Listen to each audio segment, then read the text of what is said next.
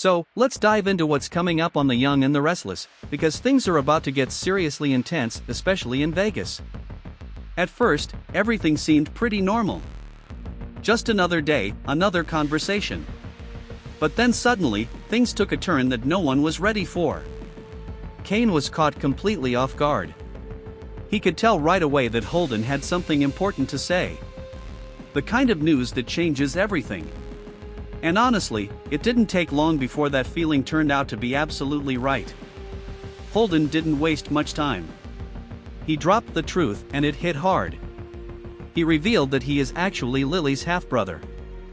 Yeah, let that sink in for a second. This wasn't just surprising, it was the kind of revelation that flips everything upside down. Kane didn't even know how to react at first. You could imagine the confusion, the disbelief, the questions running through his mind all at once. Like, how is that even possible? And that's when things got even deeper. Holden started explaining the full story, a story that had been hidden for years. A secret that was finally coming out into the open. It all goes back to Stephanie. She had been keeping the truth buried for a long time. But now, she finally came clean. Holden revealed that there was a paternity deception, something that completely changed his understanding of who he really is. And the biggest shock? Malcolm is his biological father. That's right. The truth about his identity had been hidden from him all this time, and now everything was finally making sense, but at the same time, nothing felt simple anymore. You can imagine how heavy that moment must have been. For Holden, this wasn't just news. This was his life being rewritten in real time. And for Kane, it was just as overwhelming. Because now, everything connected. This wasn't just about Holden anymore, this was about Lily, about family, about the past catching up in a way no one expected. Kane tried to process it all. Why now? That was the big question. Why would Stephanie choose this moment to reveal the truth after all these years? There had to be a reason. And deep down, Kane could feel that this wasn't just about honesty or closure. Something bigger was going on. Something serious. Holden could see that Kane was trying to piece everything together, and that's when the tone of the conversation shifted again. Because the truth is, this wasn't just about family secrets anymore. There was something else. Something urgent. Something that made this situation even more intense. And just when it felt like things couldn't get any more shocking, they did. Now here's where things take a much more serious turn. Because this isn't just about shocking family secrets anymore. This is about life and death. After revealing the truth about his real father, Holden didn't stop there. You could tell there was something even heavier on his mind, something he was struggling to say. And when he finally said it, everything changed. Malcolm is sick. Not just a minor illness. Not something temporary. This is serious. He's been diagnosed with a condition that's extremely dangerous, something that requires urgent help. Aplastic anemia. Now, if you know anything about it, you already understand how critical this is. And if you don't, just know this, it's the kind of illness that can take everything away if it's not treated in time. And the only real hope? A bone marrow donor. That's it. That's the lifeline. But here's the problem. Holden can't help. Even though Malcolm is his biological father, he's not a match. Imagine finding out the truth about your father only to realize you can't save him. That kind of pain? It hits differently. You could feel the frustration, the helplessness. Holden wanted to do something, anything. But he couldn't. And that made everything even more heartbreaking. Kane stood there, trying to take it all in. This wasn't just shocking anymore, it was emotional. Heavy. Real. Because now, this isn't just about discovering family connections. This is about saving a life. And time? Time is not on their side. That's when another piece of the story came into focus. There might still be hope. The twins are getting tested. And suddenly, that became the next big possibility. The next chance. The next hope that maybe, just maybe, Malcolm could still be saved. But nothing is guaranteed. And that uncertainty? It's terrifying. Kane started thinking about Lily. Because he knows this is going to destroy her. No matter what happens, this situation is going to hit her hard. And as if things weren't already complicated between them, now there's something even bigger connecting them again. Pain, fear, and the possibility of loss. Kane could feel it in his chest, that heavy realization that everything is about to change. Again. Because if the twins aren't a match, then what? That question hangs in the air like a storm waiting to hit. And right now, no one has the answer. But one thing is clear. This story is far from over. And the emotional impact? At this point, everything starts to feel even more personal. Because now, the focus shifts to Lily. And honestly, this is where the emotional weight really hits. After everything that's been revealed, Lily is left trying to process a situation that no one is ever truly ready for. Her father is seriously ill. And not just that, his life now depends on something completely uncertain. A donor. A match. A miracle. You can imagine the fear building inside her. That constant pressure, that anxiety, the feeling of not knowing what's going to happen next. It's overwhelming. Lily turns to Stephanie, looking for answers, for reassurance, for anything that might make this situation feel a little less terrifying. But the truth is, there are no easy answers here. Stephanie has already revealed the secret she kept hidden for years.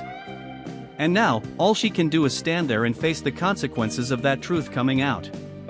Lily starts asking the questions that everyone is thinking. What's going to happen to Malcolm? What if they can't find a match? What if it's already too late? And those questions, they don't have clear answers. That's what makes this so painful. Because it's not just about waiting, it's about hoping, while also preparing for the worst. And that kind of emotional state? It's exhausting. Now here's where things get even more complicated. Lily herself can't help. Because of her past cancer treatment, she's not a viable donor. Think about that for a second. She wants to save her father. She would do anything. But she physically can't. That realization alone is enough to break someone. And for Lily, it hits deep. You can feel the guilt, even though it's not her fault. You can feel the helplessness. And most of all, you can feel the fear. Because now, everything depends on the twins. They are the next hope. The next possibility. The only chance left, at least for now. But until the results come in, it's just waiting. And waiting in a situation like this? It's one of the hardest things anyone can go through. Every second feels longer. Every thought gets heavier. Every possibility starts to feel more real. And deep down, Lily is bracing herself. Because she knows, if things don't go the right way, her world could completely fall apart. This isn't just a storyline anymore. This is raw emotion. Reaches out, but it backfires. While all of this emotional chaos is unfolding, there's another situation brewing on the side. And this one? It's just as intense, but in a completely different way. Nikki decides to make a move. Now, after everything that's happened, she realizes that things have gone too far. The tension, the conflicts, the damage, it's all starting to pile up. So she thinks, maybe it's time to fix things. Maybe it's time to make peace. And that's when she reaches out to Diane. You can tell Nikki is trying to take a different approach this time. She's not coming in with attitude or conflict. Instead, she's trying to be calm, reasonable, even hopeful. She offers a truce. A chance to put everything aside. A chance to maybe work together to repair what's been broken, especially when it comes to their marriages. And honestly, from Nikki's perspective, it makes sense. Because at this point, the damage has already been done. Fighting more isn't going to fix anything. But here's the problem. Diane is not in that place. Not even close. When Nikki brings up the idea of peace, Diane immediately shuts it down. No hesitation. No consideration. Just a hard no. And you can understand why. Because Diane is still furious. Not just upset, furious. Especially when it comes to Jack. She's still dealing with everything that's happened, and the idea of forgiveness? It's nowhere on her mind right now. For Diane, this isn't something that can be fixed with a simple conversation. This is deeper. More personal. More painful. And then, things take an even sharper turn. Because Diane doesn't just reject Nikki's offer. She pushes back. Hard. She starts pointing fingers. And Nikki becomes the target. Diane basically makes it clear that, in her eyes, Nikki is part of the problem. She believes Nikki has enabled Victor for years. That she stood by him, supported him, and allowed him to cross lines that never should have been crossed. And now, Diane thinks Nikki has no right to act surprised. That's a strong accusation. And it hits hard. Because this isn't just about the present, this is about the past too. All the history. All the choices. All the consequences finally catching up. You can feel the tension rising again. That brief moment where peace felt possible? It's gone. Completely. Now, instead of resolution, there's even more conflict. Even more resentment. And honestly, this situation might be beyond repair at this point. Because Diane isn't just refusing peace. She's making it very clear that she's not ready to forgive, and maybe she never will. And that? At this point, everything is coming to a breaking point. What started as an attempt to fix things has now turned into something even more damaging. Because Diane isn't just angry anymore, she's done. After shutting down Nikki's peace offer, Diane makes one thing very clear. There's no going back. Not right now. Maybe not ever. You can feel it in the way she reacts. This isn't just emotion in the moment. This is built-up frustration, pain, and resentment that's been growing for a long time. And now, it's finally spilling out.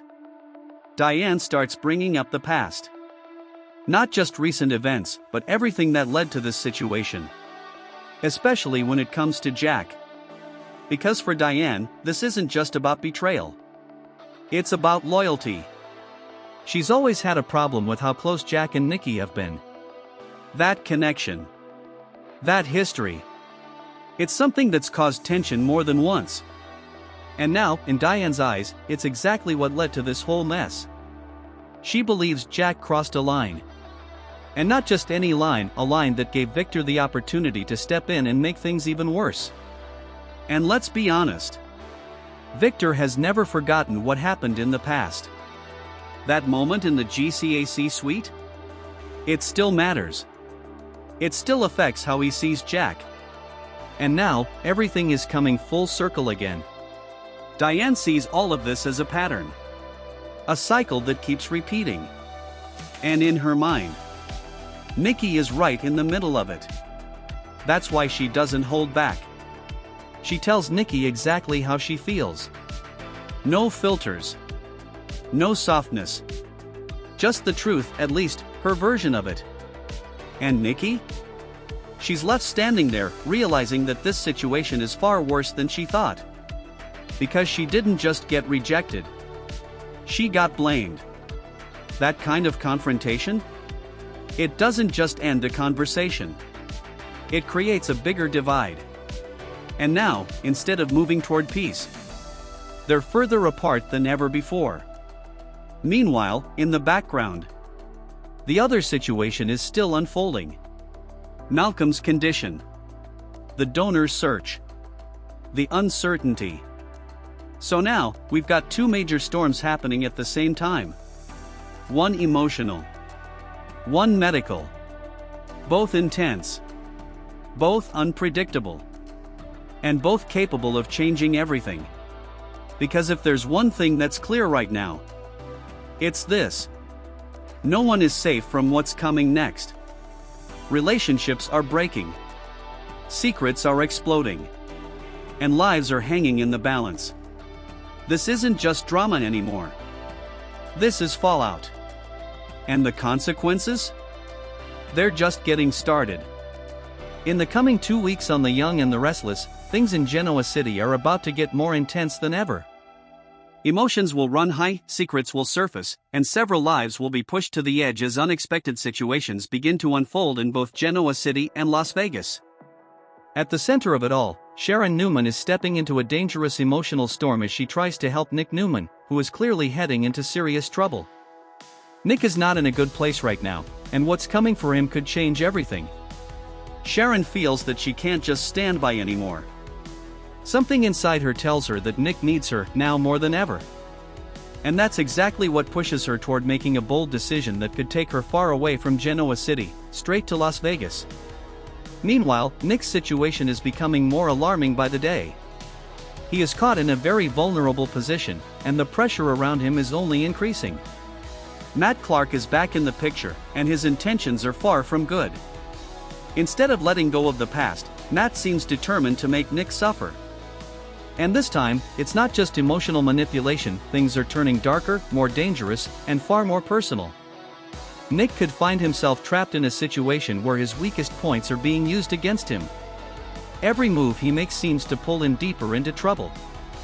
And the most worrying part is that he may not even realize how much danger he is really in until it's too late. Back in Genoa City, tension is also building within the Newman and Abbott families. Victor Newman and Nikki Newman are once again finding themselves at odds over certain decisions and loyalties. Their relationship is being tested, and neither of them seems fully willing to back down. Even after years together, there are moments when trust gets shaken, and this is one of those times. At the same time, Diane Jenkins Abbott is feeling cornered. She is frustrated, emotional, and ready to vent her feelings to someone she trusts. That person turns out to be Michael Baldwin. Diane opens up about Jack Abbott's behavior and the growing strain in their marriage, especially after recent incidents involving trust and betrayal. Diane feels like she is constantly fighting to prove herself, and instead of finding peace, she is only running into more conflict. But Diane doesn't stop there. She is not in the mood to accept peace offerings or compromise, especially not from Nikki Newman. When Nikki tries to push for calm and resolution, Diane refuses to go along with it. Instead, she finds herself aligning with Victor Newman in a very unexpected way. Together, they begin to plan something that could seriously impact Jack Abbott. Their goal is not small, it's emotional payback. Diane wants Jack to feel the same kind of pain and betrayal that she believes she has been going through. And with Victor's influence and resources, that plan starts gaining shape faster than anyone expects. On the other side, Jack Abbott is completely unaware of how deep things are going to get. For now, he finds comfort in Nikki's presence. Nikki becomes someone he leans on during this emotional chaos, offering him understanding and emotional support when he feels like everything around him is falling apart. But the question remains, how long will that comfort last once Diane and Victor's plan moves forward? As this is happening, another major storyline begins to develop involving Kane Ashby. Kane is pulled into a surprising conversation with Holden Novak, who reveals some shocking family-related information. Holden opens up about his complicated biological father situation, something that has clearly affected him deeply over time. But the real shock comes when it is revealed that Lily Winters is connected to this situation in a very unexpected way. She is actually Holden's half-sibling. This revelation creates a ripple effect that could change relationships and trust between multiple characters. Kane, who is already dealing with his own emotional and personal struggles, suddenly finds himself in the middle of this complicated family twist. Things become even more intense when he interrupts a conversation between Lily Winters and Dr. Stephanie Simmons at the GCAC. Kane's curiosity takes over, and he begins questioning everything, especially when Malcolm Winters' health situation enters the discussion. At the same time, Sally Spectret is dealing with her own emotional pressure. She is clearly anxious as she waits for important news that could change her entire future. There is uncertainty hanging over her, and it's starting to affect her mindset. Audra Charles steps in during this moment, and a pregnancy test becomes part of the situation. Sally is trying to keep everything private, away from public attention, as she prepares herself for a potentially life-changing result. Whether the outcome is positive or negative, it's clear that nothing will stay the same after this moment. Meanwhile, in Las Vegas, things are heating up in a completely different direction. Matt Clark is not done with Nick Newman. In fact, his plans are becoming even more dangerous. Instead of simply holding power over Nick, Matt seems to be actively pushing him toward a breaking point. There are signs that he may even try to make Nick's condition worse, especially targeting his weaknesses and emotional struggles. Adam Newman is also involved in this chaotic situation. He is demanding answers from Risa Thompson, trying to figure out exactly what is going on and how deep this conspiracy really goes. But getting the truth is not easy, and every answer seems to lead to more questions. As tensions rise, Chelsea Lawson arrives in Las Vegas, determined to take action. She refuses to sit back while Nick is in danger.